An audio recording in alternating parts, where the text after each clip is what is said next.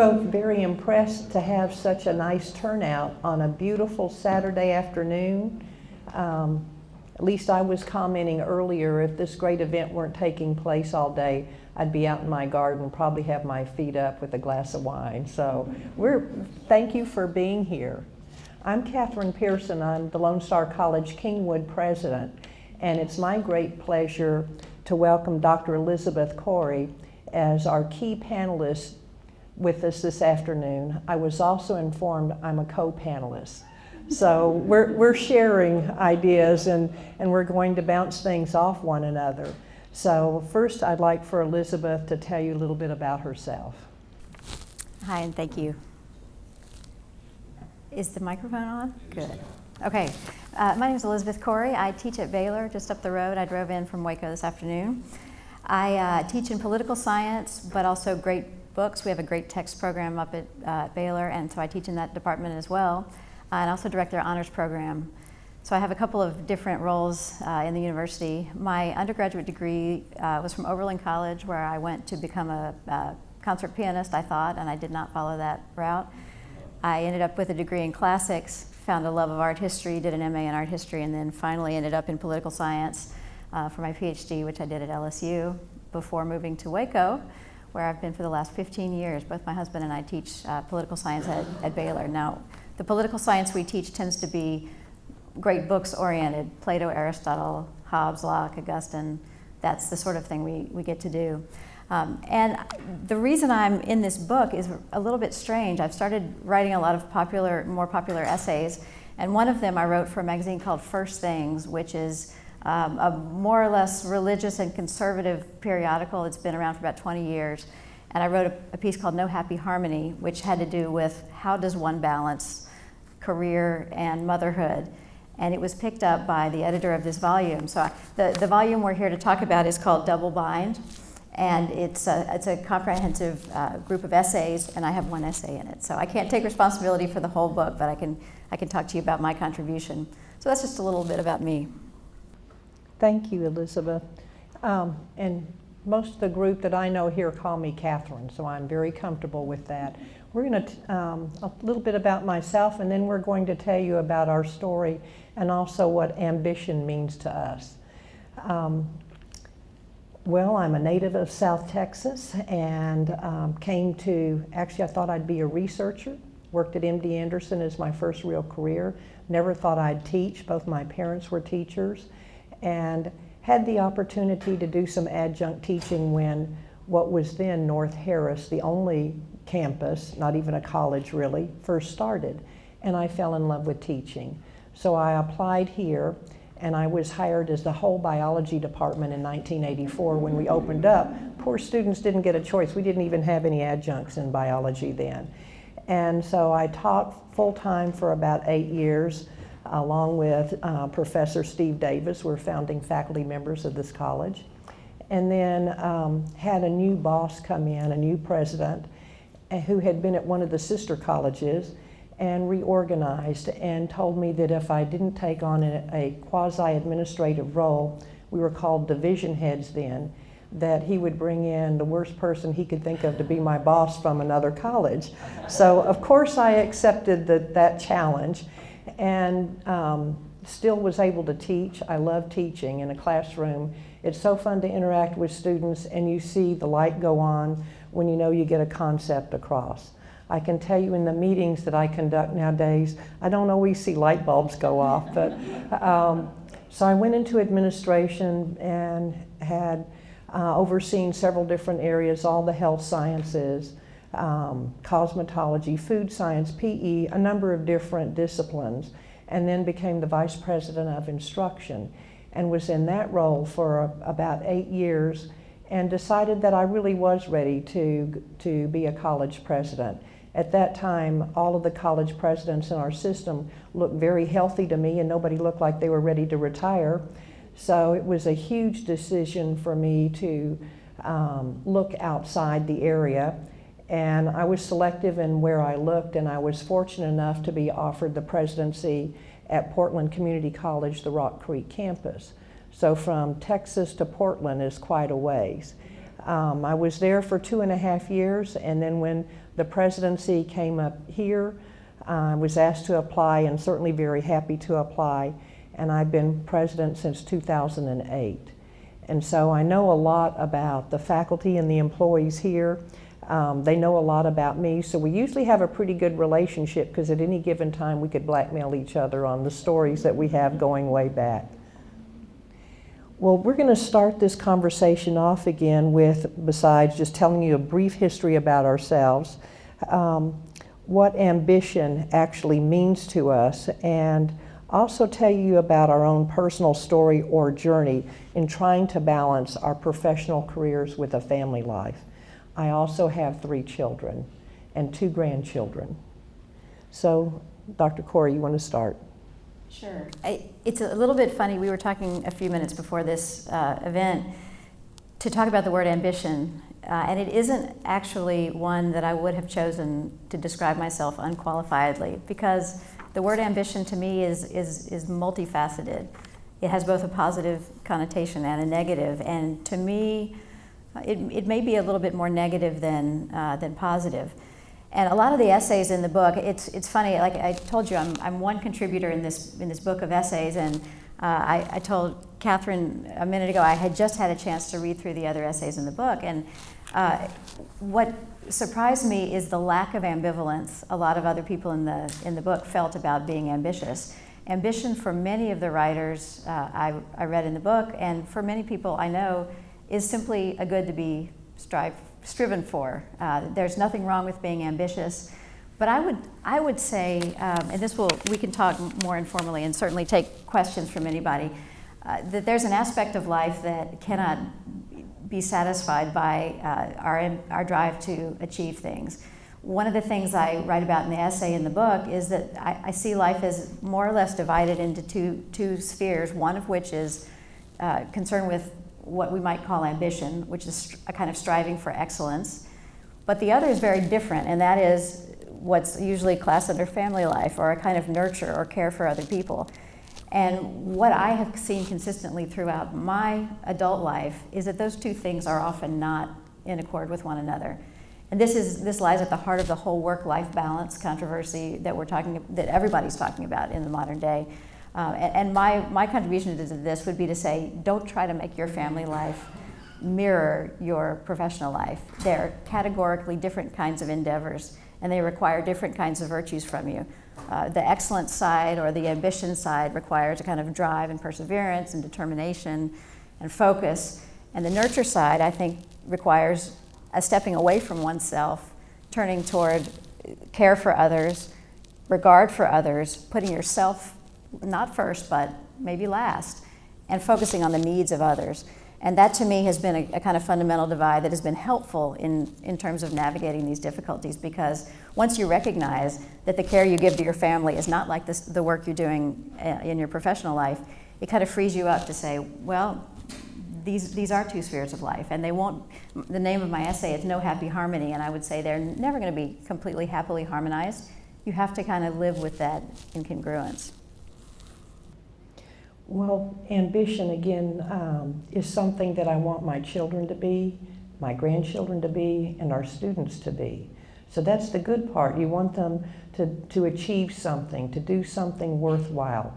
You want them to be givers and not takers. The other side of that is the harshness of that term, in that it does reflect kind of a self-serving, almost a conceited side. So it's taken me a long time, and maybe it's because I'm now in my 60s, that I'm okay with being called ambitious.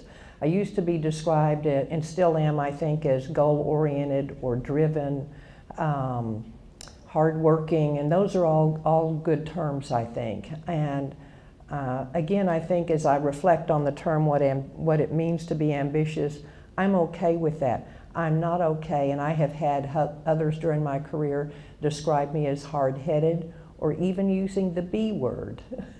And my daughter once, and she was grown when a former boss said that, somewhat jokingly, and she said, well, I guess that now means a female trait for leadership. So you will see that coming up, and just, it's there, and recognize it, and we even saw a lot of that in this last national election. In terms of story, I had you don't get to choose the parents you have. And I think I was extremely fortunate. My father was born and raised in Hungary. His mother left him there when he was a small boy. We were told growing up that his father had died, but actually his father had deserted the family. And so he was left behind to be raised by his grandparents while his mother came to this country to make a better life for herself and sent for him when he was a teenager. So he came to this country as a teenager not knowing any English and got his GED. He said he studied the dictionary every night. Of course, I only knew him as a professor. He had his PhD by the time I was born. Met my mother in graduate school. My mother was from North Carolina, a Southerner, the first to go to school in her family, and the first female to get a master's degree in geology in the early 40s at Indiana University. So my parents were not normal. My father always said there is no such thing as average, and you're not average. You're hearing that a lot on NPR, but I could give my father credit for that about 50 or more years ago. They settled in Kingsville in South Texas. My father was a college professor at what was then A&I, now part of the A&M system. At one time in early college days, he was studying to become a classical pianist, and one of his teachers was a former student of Bela Bartok.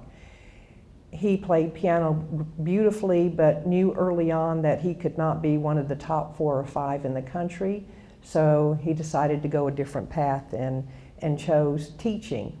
He met my mother again in graduate school. They settled in Kingsville, and South Texas was really a culture of mostly ranchers. The King Ranch, there was a college there certainly, and Celanese, and owned by Dow Chemical. And those were the major employers. So growing up, I was not a kicker, as we called them. I was not a surfer. We were close to Corpus Christi and the beach. I actually was a geek. And I was okay with that because, again, I think my early growing up, being exposed to all different kinds of folks coming into the house, whether it was a group of nuns that were students of my father, or South Texas Border Patrol, or just Vienna choir boys at one time. So I think I had a very enriched childhood. I was okay with being different. So I've never felt the pressure to conform or just to go along to get along. And I think that was an early lesson, probably the privilege that I had in that household of being comfortable in my own skin. And I think that when you find that for yourselves, many of you are very young in here, somewhere in your self-discovery, you will become very comfortable with who you are as a person and have a strong sense of right from wrong. Those are things that have helped me. Along with being a tennis player from 7th grade until college, I probably spent about 4 or 5 hours on a tennis court, and I like to play against the males as well as the females. So I think that's the competitive side. So I encourage, it's one of the things we encourage with our own children, and I will with our grandchildren.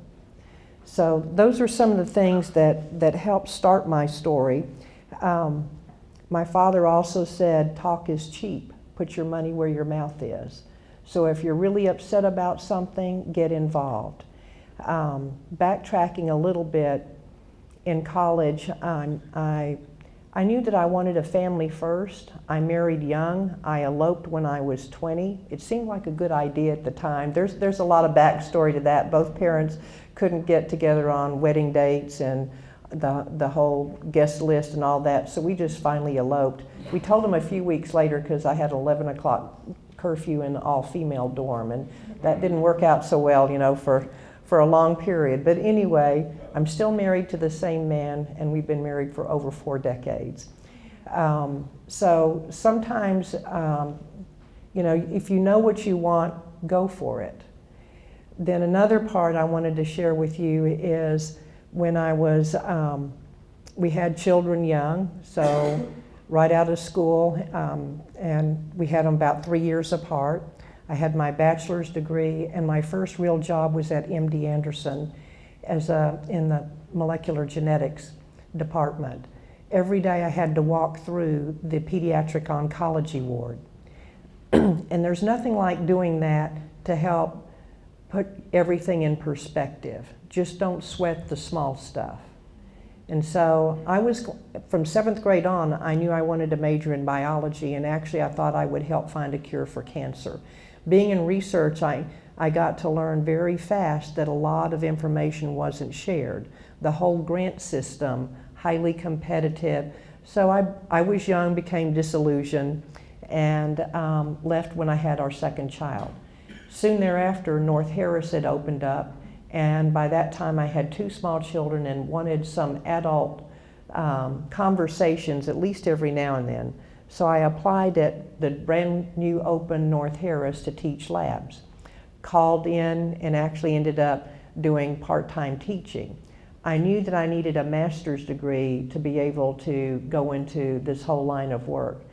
And I never thought I'd be an educator. Both my parents were. I saw how hard they worked, and I was quite surprised by how much I enjoyed teaching. So that's what got me into this whole, what's now part of Lone Star. But when I got my master's, I had a 10-month-old, a 3.5-year-old, and a 7.5-year-old. And I chose to get my master's at Texas Women's University in the Medical Center. I actually first started at another college, and the dean there tried to convince me to get a master's in education because that would be easier for a mother with children. And I said, no, I wanted a master's in biology. So I left there and went to Texas Women's University in the Medical Center. Never had any regrets about that wonderful program. So things around ambition and even choices that others would make for you, just, you know, that's part of a lesson learned. When I got my master's, the whole balance thing with children, you learn that, or part of my motto was, you can do anything when it's not forever. So I knew I wouldn't be in graduate school forever. My husband was supportive. I went to school at night and was there most of the time during the day. I also adjunct taught to help pay for some of that. So all of that was some type of a work-life balance when you have a meal ready and you're handing off a baby and other children as you're walking out the door and he's walking in.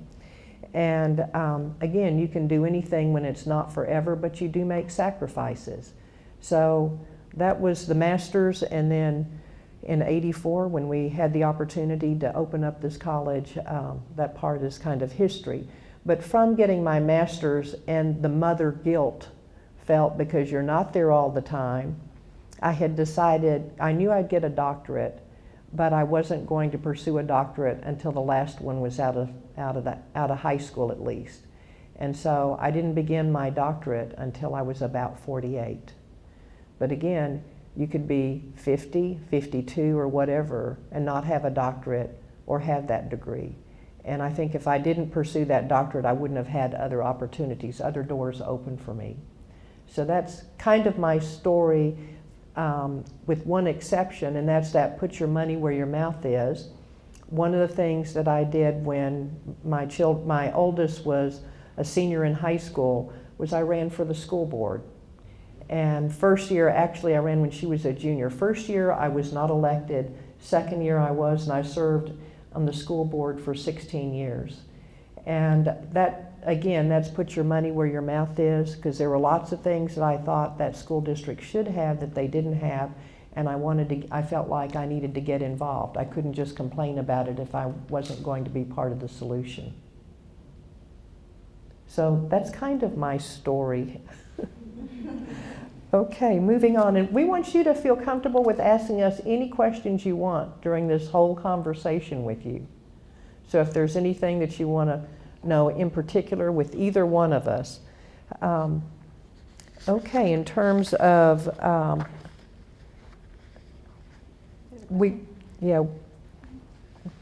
As far as strengthening your relationship as you were going to night classes when your husband was working all day, how did that affect you guys as a couple and a family? Well, one of the good things is when you're that busy and you're both that busy, there wasn't a lot of time for leisure stuff, but we did carve out times to go camping. What brought us to Houston was my husband was a professional Boy Scouter. And back in those days, scouting is wonderful because you can do things so cheaply.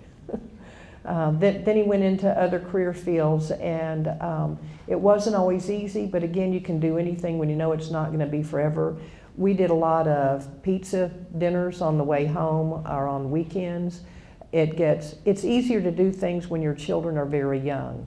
So having the oldest 7, 9 when I finished, and having 3 and them all very active in sports and other activities, most of the time it was just trying to catch up who's going to take who where and who's going to be there for that game or that event. And so those were very busy years. And again, I think I was fortunate that we both were committed to marriage. And when we got married, there's a pact that we made that, if we're upset with each other, we'll talk about it. And again, it hasn't always been easy. I can tell you it's not easy staying married to the same person for that long. I had a big discussion with several colleagues years ago, and we couldn't decide if it meant that you had no imagination at all, or if you had to have a great deal of imagination to stay married that long to someone. But it's always a process. You just have to keep working through things, and you have to be an optimist that things are going to get better.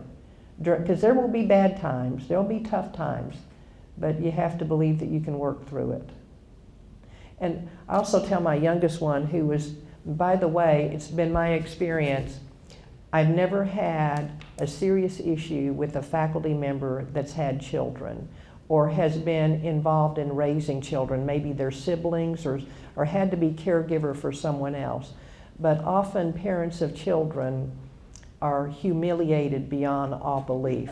My first 2 were more like Stepford children. The youngest one was the challenge. And so he taught me to be a more flexible, tolerant person. And there's nothing like being a faculty member or vice president and getting the note that your son has done this at school and you need to go take care of it. But I told my son that he's the reason that we both stayed together so long, because neither one could raise him by herself. I don't have a perfect answer for the exact question you asked, but I think I would chime in to say that one thing I would warn against for younger people like you and others, sort of just entering into marriages, is that you would do well not to go in with very set categories about who's going to do what and when. There's, among my friends at Oberlin College, which is a very good college and also a very liberal college where everything was to be 50-50, even my most progressive friends have found that marriage does not work that way. So that you might go into a marriage and say, well, the husband's going to do 50% of this and I'm going to do 50% of this, it's all going to work out beautifully. It doesn't go that way. Now, that's not to say you and your spouse should not have these conversations, but if you go in saying it's got to be split down the middle, all the work in every way, that's a recipe for disaster in my experience. You've got to be flexible and willing to do things that you thought you didn't want to do, and work that out day by day and year by year, because a marriage ideally is for the very long haul and things change. I haven't been married 46 years, but I've been married 23, so I've had some experience about in these realms, and I know what it's like. My husband is also a professor, so we have a kind of flexibility in a way that's wonderful, that he's not in a law firm or doing something where he has to be at work all the time. At the same time, those of you who are in school know that school never really ends, and that's kind of how it is to be a professor. You're never really not working. You're always thinking about the next thing you're going to write, or what you ought to be doing, or the list of things you could be doing is always there. So there's a sense in which you have to say, okay, work is over now, and that's both an advantage and a disadvantage. But I think the thing I would most recommend is that you not go in with preset ideas about what your marriage would look like.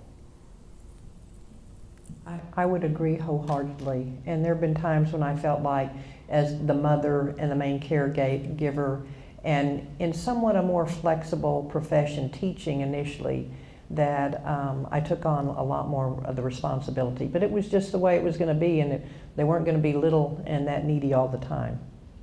I think that's right. And mine are little and needy right now. They're 12, 10, and 3.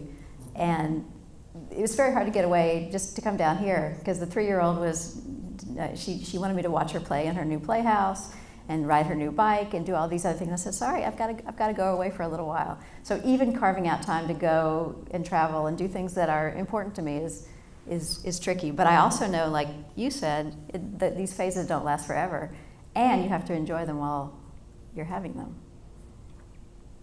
Yeah, because I look back on those crazy, hectic days actually with fond memories.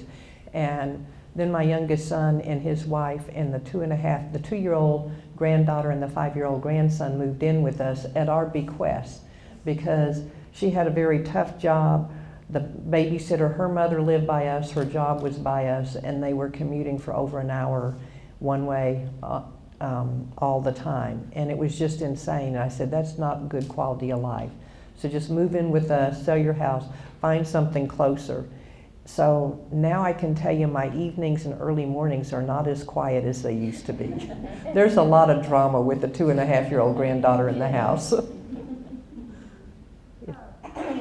that your kids know that like you'll give them your undivided attention and affection while working a full-time job. That's a great question. That is such a good question, and it's one I think about every single day, just about every hour. And I think it's increasingly difficult in the world of smartphones and computers. And especially if you're somebody who works a lot by virtue of those devices. I guess we all have those devices now. But I think to a certain extent you've got to simply say, this is not the time that I will be worried about the latest email that's come in or the person who desperately needs something from me.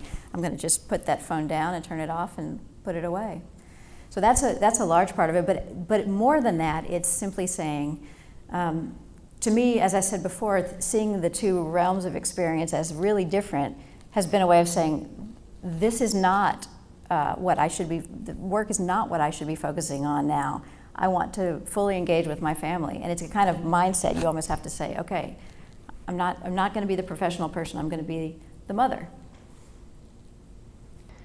I'm thinking of lots of things, including when I was trying to frantically grade papers and the only one home was I think he was almost 4 then, the youngest one. And we had a dachshund and he was playing with the dachshund, and all of a sudden I hear, Mom, I'm French kissing the dog. And that made me put down my paper and look at him and go, what?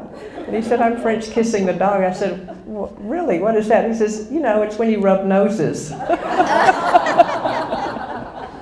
But no, there have been times, well, when I'm at work, I'll be honest, I don't think about home. And when kids were little and would come up to my office and I'd open up our office door, I would see their little sticky notes out of ice cream or out of cereal. You know, that was the perpetual. But normally when I'm at work, I don't think about home things, and I try when I'm at home to not think about work things. That's kind of the balance until either they're asleep or something else. They're doing something that would allow me to have that time to do something else. I always took papers and things to read to baseball games and to track meets are boring. You see them take off and then, you know, especially if they're doing long distance stuff. So those were the things that I did to help balance. And teaching gave me that flexibility to do those things. Now there are careers like my daughter-in-law was an elementary school principal, and there is never a downtime for that. She's been very fortunate in her school district worked with her, and she's in a much better position, still very professional, but has more quality life balance. Yes, Kimmy. Do you ever feel like you let your kids down because you work so much? You know, I think at times they're guilt if they didn't do something but they all have a degree. They all have at least one degree. They're all gainfully employed. They're happy. And so the long run, and I think at times well, I thought I was the role model, and I brought things from science home for them to see and investigate and took them up to the lab. None of them ever wanted to become a science major. Computer science is as close as one got. But I don't think that I felt like I let them down. Matter of fact, part of this is there wasn't much downtime on my part, because taking care of a family involves a lot of energy. So you just make those sacrifices in many ways, but now I think they're all pretty happily adjusted. None of them are sociopaths. They've all turned out pretty well. Well, mine are not at that stage, so I'm optimistic about where they'll turn out. But you know, at this age, I can't sit here and say they have made it past the difficult years. I think the thing that your question made me think of was that there is a sense in which even were I to stay home with them all the time, I would feel like there was always more I could do.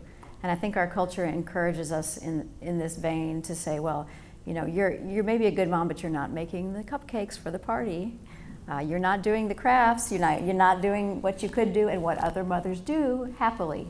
And so that kind of guilt about not doing enough or not being there is there, whether you're at home or whether you work part-time or whether you work full-time. So that's to be said. But I think what I do notice is that each child has a kind of need that's different. I have a very high-focused, very ambitious a young daughter who's 12. She can be left, she's homeschooled. We have some people who come and help with that. And she can be left alone for 8 hours at a time and never be bored. My 10-year-old can't be by himself. He has to be in activities. He has to have friends over. My 3-year-old, she's just 3, so I don't know what her personality is going to be like in that respect. But you realize that you are being required to be different things to different people constantly. And if you hold yourself up to a standard of perfection, you're going to fail no matter what you do. So I think there's a sense in which you try to do the best you can, given what you know about your children. But the work is almost not the issue there. It's, can you be a good enough wife? Can you be a good enough mother, daughter? All these roles you have. It's not really an answer to your question, but it is something I thought a great deal about. I can tell you that control is important to me. I try to control my environment. I don't know of many people with a lot of responsibilities that don't try to create that environment of control. So I certainly did that for my own children. Control in that they needed to be in after-school activities. They needed to be busy. There wasn't a lot of downtime for them to get into trouble. I needed to know who their friends were. Matter of fact, as adults, what they bring up are that I actually walked my daughter inside the party where she wanted me just to drop her off and not go see who was there. They didn't have that kind of luxury. When I saw my son's letter jacket on a young girl who I'd never met, I actually put my foot up on the stand to stop her from going by until I got to introduce myself to her. Those are things that they tend to talk about that I know really embarrassing at the time for them. Now they understand, but those are things that you need to know who your kids are with. You need to know what they're doing. And lots of stories, especially on that youngest one, when he didn't get home in time for his curfew and we were out looking for him. Like I said, he's grown, he's a real, I think it's just perfect poetic justice that he married an elementary school principal. And I'll leave it at that. I like the way you said that. Let me just say one more thing. I know you have a question. There's a sense in which I completely agree with you that the peers are everything, or not everything, but they're a very large part of the formation of children. So I care a great deal about that. And yet what I try to not care about so much is that they become successful in a conventional way. I mean, I want them to be successful and I want them to be happy, but that doesn't necessarily mean they'll go to Yale or do the kinds of things that our culture seems to say are the most important things that everyone should be striving for.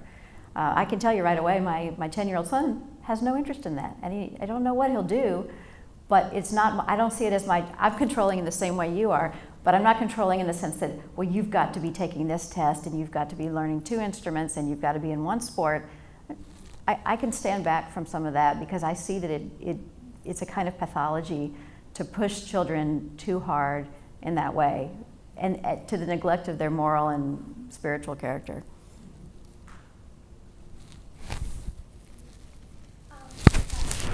No, go ahead. We were talking about ambition before, and a lot of times for women, if you are ambitious, it sort of comes with like a hint of apology, or there's need to be apologetic about it to be likable. You brought up the election too. Did you ever face that you were constantly, it's as if you had to compensate for your ambitiousness by being likable or with that hint of apology? Did you ever care about that? Have you tried to balance that, or did you never, that was never a factor for you? Both of you. Well, early on I observed that males seldom apologize if they're late to a meeting or if they're, and females almost always feel obligated to apologize. And so I stopped that. And I pointed out in other young women that I see, you know, when you enter a meeting and you're apologizing that the PowerPoint doesn't work or the temperature's not right, I said, get over it. That's not really your responsibility. Other than that, I think just taking ownership. If there's something that really was my responsibility and it didn't, and something fell through, then of course, then you explain and you apologize. But I'm over that need to apologize for anything and everything that I'm not responsible for or there's no way I could impact. I would recommend that you have a look at this book, because I don't do this in my essay, but lots of the other essays take on that question explicitly, and they give very different answers to it. There are some writers, essay writers in this book who are just very out there, like I don't, you know, and they use profanity and they do the whole thing. I don't care what anybody thinks. I am who I am, and they're very strong in this way, and it's compelling in a certain way. It's not compelling to me personally. I can't be that person, but it's interesting to see how people answer your question. For my part, that's not who I am. I think one of the things you have to learn, and this is not so much in your being a woman, but it's in being a human being, you've got to build a kind of self-respect in the work that you do and in the person that you are. And that doesn't come about immediately, and it might take you 20 years or 30 years, but if you've got that, then I think a lot of the questioning you about ambition, it's not so much ambition, but you're displaying a kind of excellence in whatever it is you've chosen to do. And that's very satisfying, both to you, and then you kind of don't care so much what other people think. Now I have taken a step back and said things like, I'm sorry I was not understood. This is where I was coming from. Or I'm sorry you feel that way about whatever. So there are things there that you realize, aha, you know, you're on one trajectory thinking one thing and someone else may be thinking an entirely different thing, including putting motive behind it. And I'll tell you a very good resource book is Crucial Conversations. That's written by about 4 different authors. Google it, it's cheap in a paperback, and it helps, I think it helps folks get through those conversations where there's no agreement, emotions are high, the stakes are high. Because I have been in my share of those and continue to be. Actually, a lot of the job that I do is conflict management. The stuff is easy. It's the people and relationships that are the hard things. And so when you talk about ambition, and you think, well, yes, you're goal-oriented, you want to have this mission, you want to make it a better place, but it all revolves around relationships. And if you don't establish healthy relationships, and that takes time. And I think that's one of the things that worries me as we evolve into this just-in-time this or just-in-time that you do have to build trust, which takes time. Steve. I was just thinking about how so many of our students and the students in the room right now are trying to sort out majors and career choices and the like. You talked about your kids, Catherine, and what they chose to major in. Elizabeth, I think about you because if you were looking at ambition or success in conventional terms, you would major in the classics. So I wonder what you would have to say to these students. There's so much pressure now because of educational costs to be practical. you know, you're talking about reading very old books and some old and ancient text, right? What value is that? Is there any value in terms of some of the life questions we're talking about here and the kind of thing you've devoted your career to? Thank you, that's a great question. That's really a question that begs the question of, ought we to study the old books that I teach? Ought we to study the humanities at all? I mean, I'm reading political science, and I'm calling it Hobbes, Locke, Rousseau, but it's humanities reading. It's reading about the human condition. And is there a value to that? Well, obviously I think there is, since I've spent most of my adult life studying these things. And why is that? Well, I can give an example from a text I'm teaching in my great books class at the moment, and we're reading Aristotle's Ethics. And do you all read this here in any classes? You may. It's a book, and I like to tell my students it's a self-help book. It's actually a book about how to live a happy life. First it's about what is happiness, what does it mean to be a happy person, and he's not just talking about happy emotions, but something like a flourishing person or a fulfilled person or a good life. So he poses that as the book's question, and then he tells you how to get there. And he tells you how to get there by hitting a mean between excess and deficiency in all the moral virtues. So that to be courageous, you can't be reckless, and you can't be a complete coward. You've got to hit a mean between those two extremes. And my students love Aristotle. They've read Plato, and Plato's a little bit more abstract, or not abstract, but he's not concerned with telling you how to live a good life. But Aristotle absolutely is. So to read a book like that and to realize the questions of happiness have been around for 2,500 years and are still with us, and we're still having the same problems with them that Aristotle and his students had, is tremendously rewarding. And then, of course, there's the whole tradition from Aristotle to the present day. And you can go all the way through and see how have other people answered the question of happiness, the good society, what kinds of political institutions should we have, and so on. So those questions to me are the most existentially pressing and important. Now, does that have anything to do with my career, say, in medicine after college? Well, not exactly. But I have a colleague at Baylor who is in my honors program with me, and he used to be an administrator in Amarillo of a very large hospital system. And he says, increasingly, what he would see in his, when he was interviewing people to come join his hospital, is that the physicians had very little experience in the kinds of existential questions that their patients and he would have to negotiate, because they'd been in biology classes and they'd been in, biology and the sciences and doing all the really serious work that they needed to do. But he said, what I looked for in those young people was somebody who could relate to others on a very human level.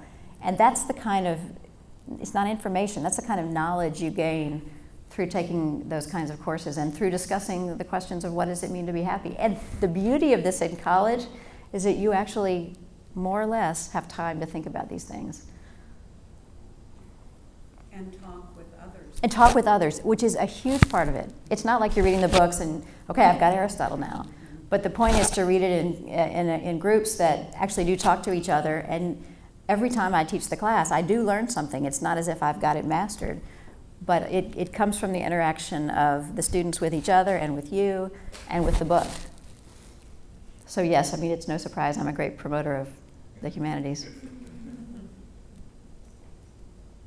Other question? What is the greatest piece of advice you have been given that's helped you? The best piece of advice to give to, That was given to you.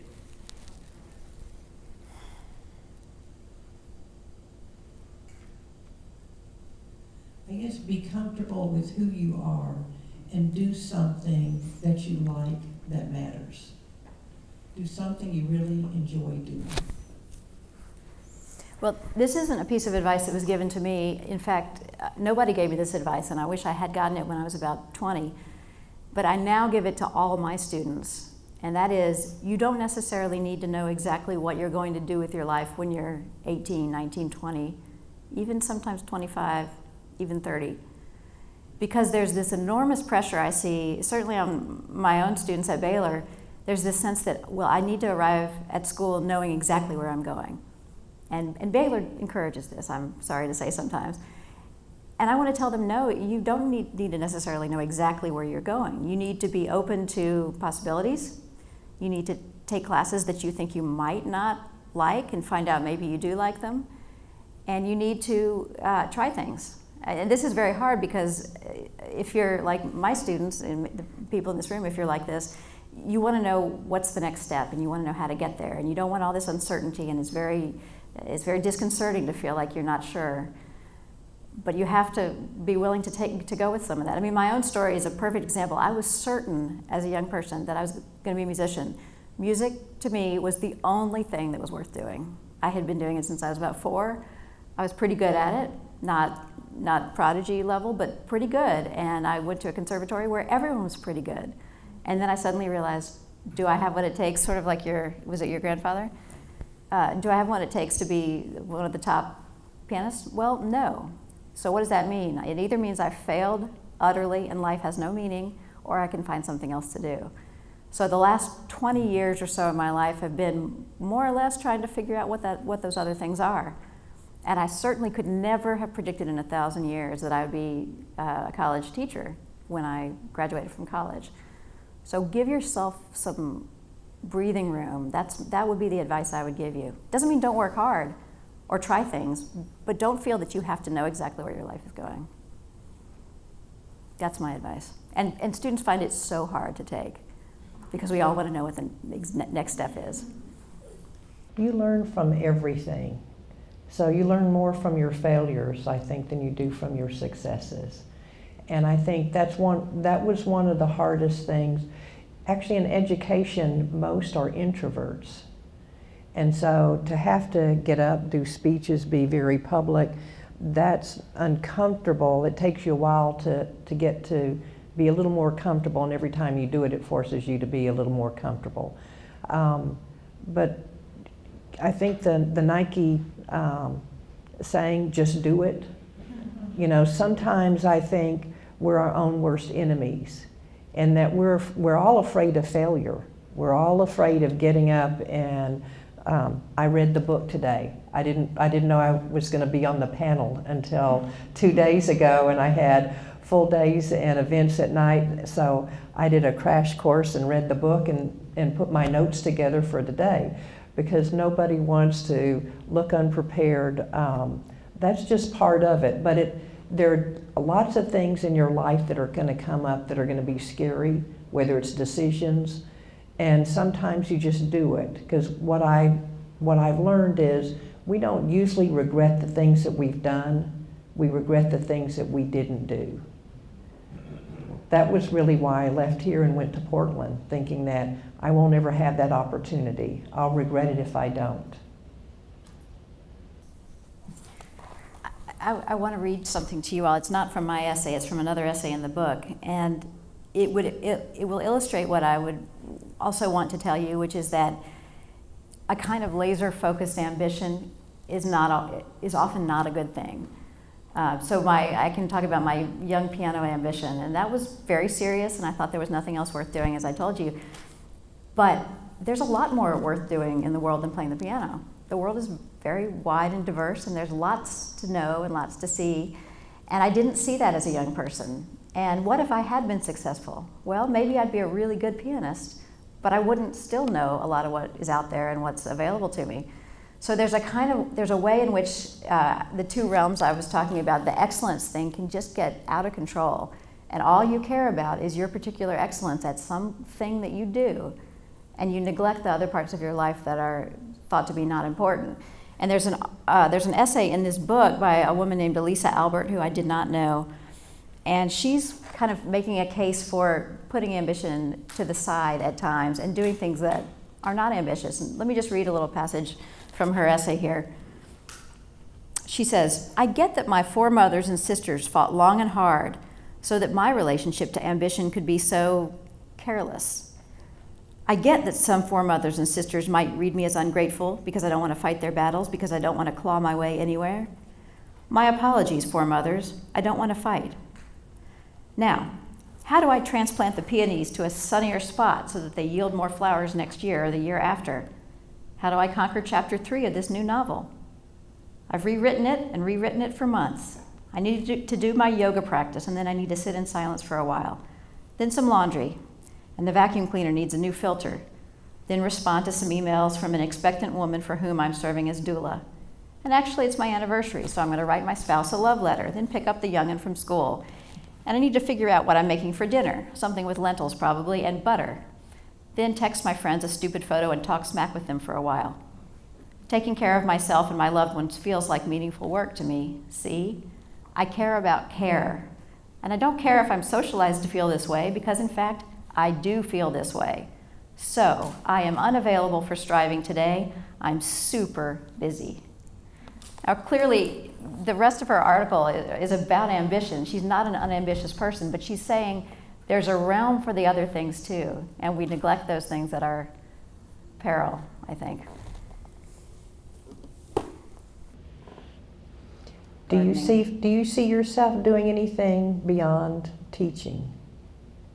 If you look, if you had a crystal ball, do you think your career is set in teaching? Well, I've taken on some administrative roles. I'm now directing the honors program. I would like to write more.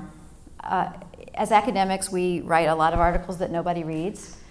We spend a great deal of time on them. We place them in journals that are very prestigious, maybe, and about 5 people read them, and maybe in 5 years or so, you'll get an email from somebody who said, I liked your piece on law in the 19th century. It was great in France, and I'm writing on the same thing.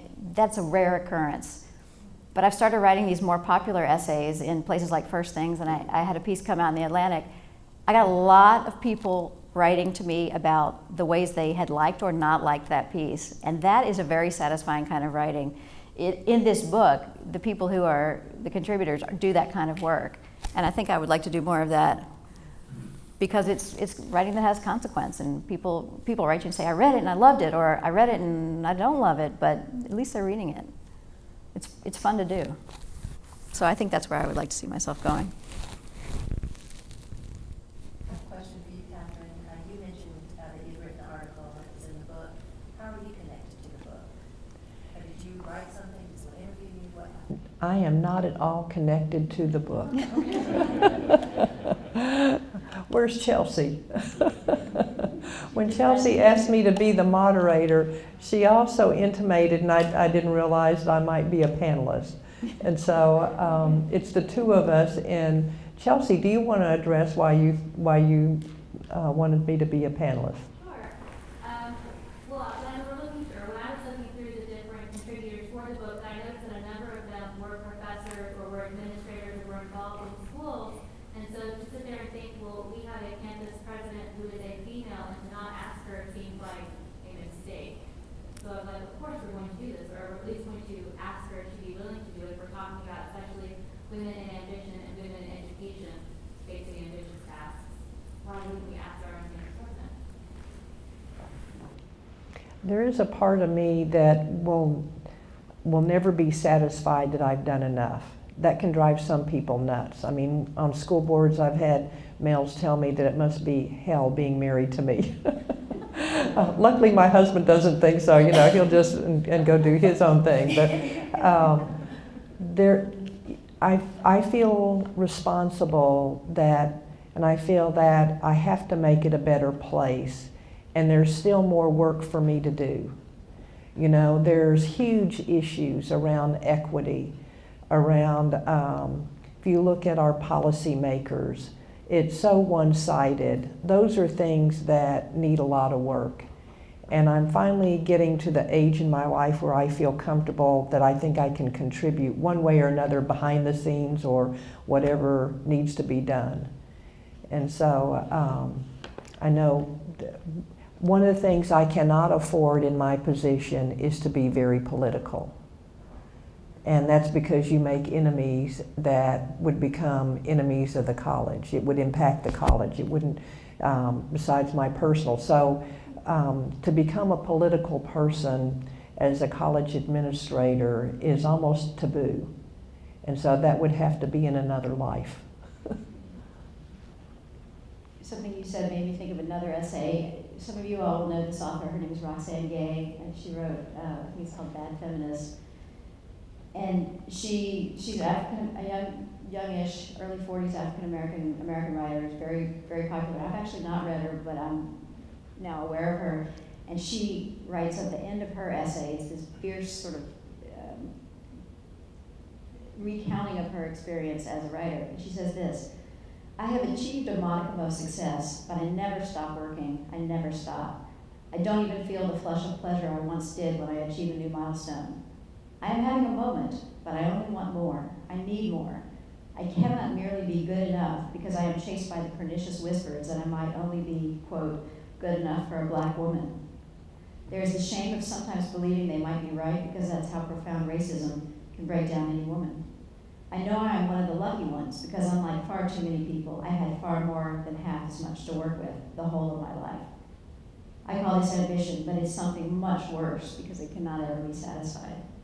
It's a whole different vision of ambition, but it's a persuasive essay. I guess I'm kind of advertising the book, even though I didn't plan to do that at all. It's just that as I was reading it, like I said, I only read the book as a whole yesterday and today. You've got such different visions of what it means to be an ambitious person, and whatever you think of some of these views, it's provocative. And her view is, of course, it can never be satisfied. Mm-hmm. And I don't know why she brought color into it, because I think there are many different people that feel that way. I think that's just true a too. personal situation. Mm-hmm.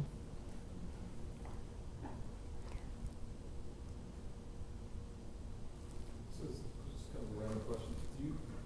Does anybody have sort of like a median age of the women who actually did the writing about ambition in the book? I've wondered that, actually. I kind of looked everybody up as I read their essays.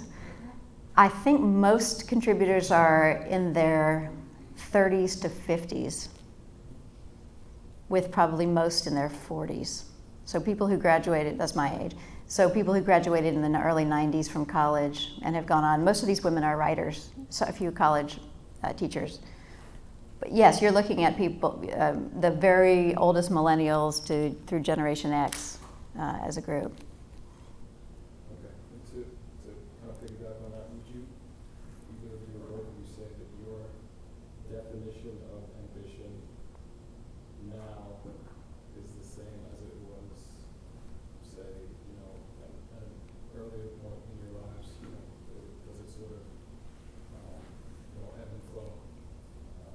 Does it change? Has it changed over time? Yeah. It seems like, maybe you relented a little bit in terms of how ambitious you have to be, at any given point in your life or your career. So, is it sort of an ever-changing thing?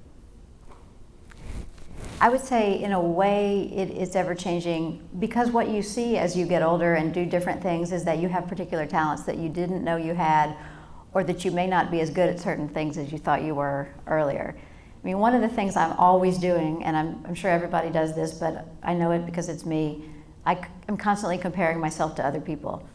So there's the guy in my office who is an absolutely prolific writer of books, and he's on sabbatical this year. He's in my department, and he's written 3 books, not just little books, 3 major books, because he has that kind of drive and he has that kind of talent. So if I were to compare myself to him, I would constantly be a failure. And then I compare myself to other people who have certain philosophical talents that I don't have.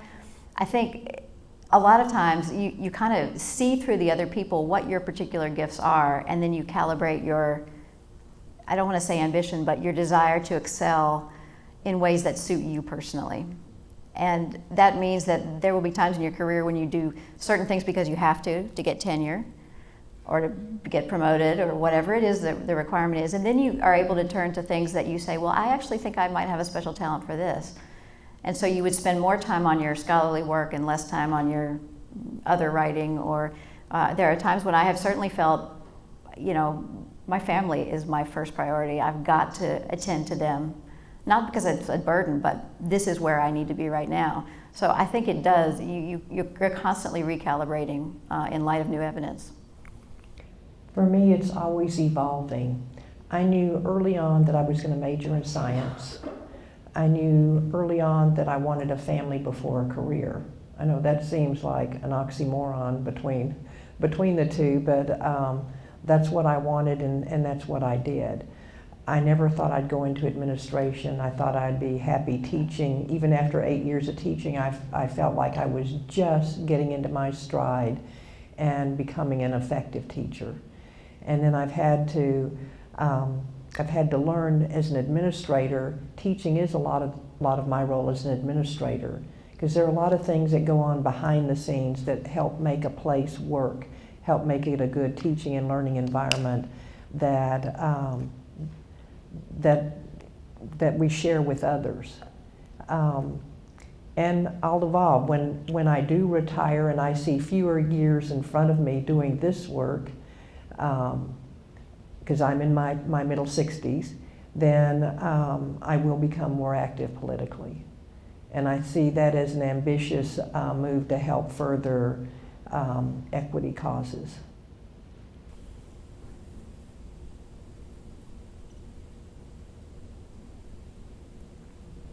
One or two more questions. How are we doing on time, Chelsea? We're almost. So we have 5:15 to 6:15, and I have 6:18 right now. Okay. Well, I think we're out of time, but we will be around if anybody wants to ask us anything privately or whatever.